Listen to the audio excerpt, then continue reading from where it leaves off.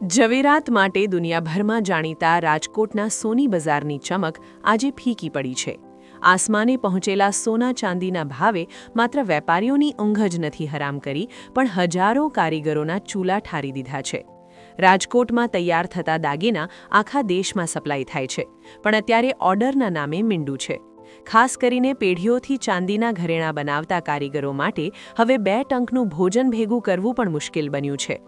વધાरा आया है उसके लिए हमें काम नहीं मिलता, ऊपर से तो हमें बहुत कठिनाइयों का सामना करना पड़ता है। पहले कितना काम मिलता था, अब कैसा कितना मिलता है? पहले रोज सतत चालू रहता था काम, पर अब नहीं रहता, कभी कभी आता है। यहाँ इस पोजीशन में यहाँ पोजीशन खड़ी हो गई है कि चांदी में सतत भाव बढ़ने के लिए बहुत मुश्किल पड़ रही है, हमें काम नहीं मिलता।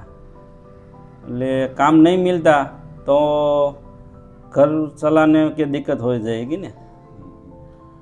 ये कितने महीनों से ये चल रहा है? ये लगभग जब से चांदी में भाव भाव में उछाला आ रहा है तब से छेला 6 महीने से तो बहुत दिक्कत हो रही है कि दिन प्रतिदिन भाव सतत बढ़ते रहते हैं। મજબૂરી એવી છે કે જે હાથોમાં વર્ષો સુધી સોના ચાંદીની કળા રમી, એ હાથોએ આજે મજૂરી કરવાના દિવસો આવ્યા છે। અનેક કારીગરો પોતાનો વર્ષો જૂનો વ્યવસાય છોડીને અન્ય છૂટક કામ કરવા મજબૂર બન્યા છે। ये चांदी का काम भाव बहुत बढ़ गया, इसलिए काम पूरता मिल नहीं रहा था, तो दूसरा का मशीन लगाना पड़ा। तो चांदी का क्यों काम बंद कर दिया? बंद तो करना पड़ेगा ना, काम नहीं मिल रहा है, क्या करें।